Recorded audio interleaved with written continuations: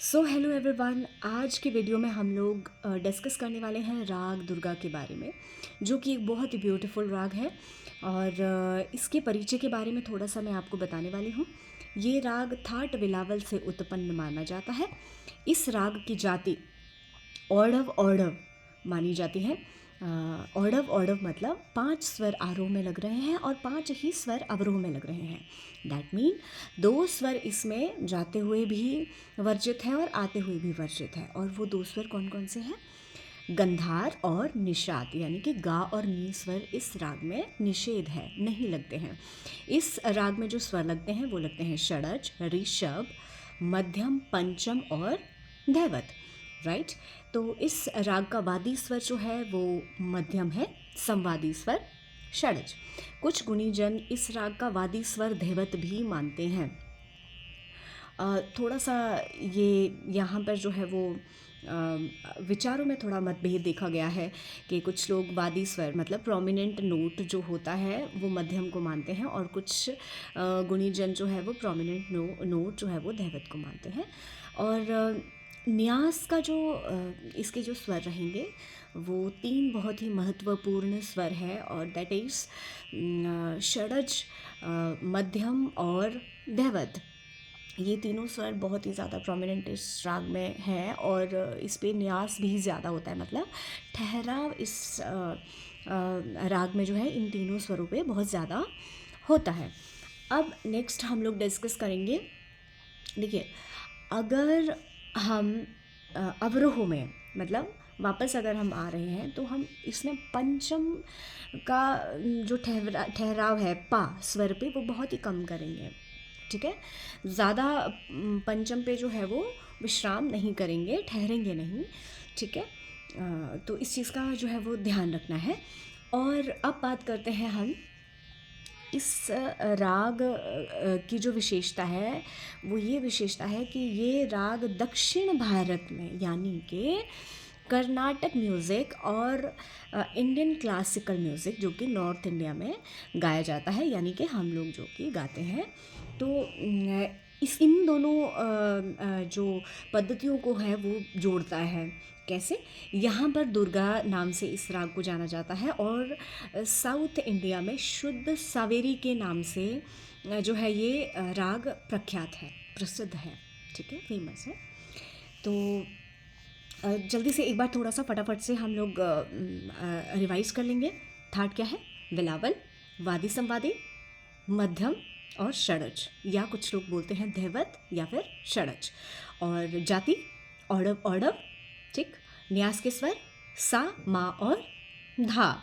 गायन का समय रात्रि का दूसरा प्रहर यानी कि 9 बजे के बाद से इसे गाया जाता है। और स्टार्टिंग में जो बच्चे सीख रहे हैं या फिर जो भी लोग जो है शास्त्रीय संगीत सीख रहे हैं, तो उनके लिए ये राग जो है वो शुरुआती दौर पर सीखने के लिए बहुत ही सुंदर राग है। भक्तिमय ये राग है, वीर रस से भरपूर ये राग है। और श्रृंगार रस जो है इस राग में कूट कूट के भरा हुआ है। बहुत ही मीठा राग है, प्रेममयी राग है ये। राइट। और बात करते हैं, बताया था मैंने नॉर्थ इंडिया में जो है इसे दुर्गा के नाम से जाना जाता है, साउथ इंडिया में इसे शुद्ध सावेरी के नाम से जाना जाता है। राइट। तो चलिए आज के इंट्रोडक्शन में बस इतना ही। अब हम थोड़ा सा बंदिश जो है वो गाएंगे। तो अभी तक हमने इंट्रोडक्शन देखा, अब हम इस बंदिश को गाएंगे। इस बंदिश को जो गाया जा रहा है वो झपताल में गाया जा रहा है। पहले झपताल को देखेंगे और उसके बीट्स बोल के बारे में पहले जानेंगे हम लोग।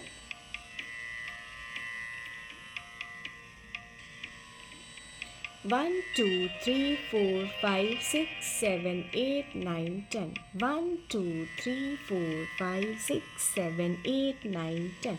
धीना धी धीना तीना धी धीना धीना धी धीना तीना धी धीना।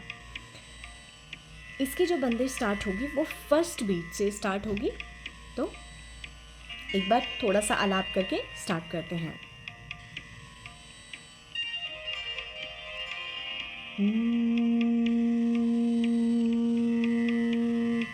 आ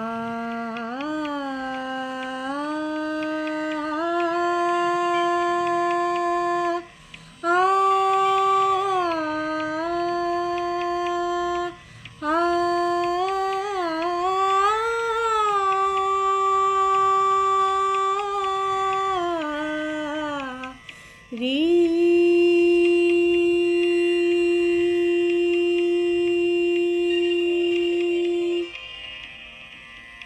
अम्बा जगदम्बा, अम्बा जगदम्बा, जननी महामाई, जननी महामाई, भक्तन के दुख हरण, भक्तन के दुख हरण, संतन सुखदाई, अम्बा जगदम्बा, अम्बा जगदम्बा, अष्टसिद्धि नवनिधि की दानी दयानी, अष्टसिद्धि नवनिधि की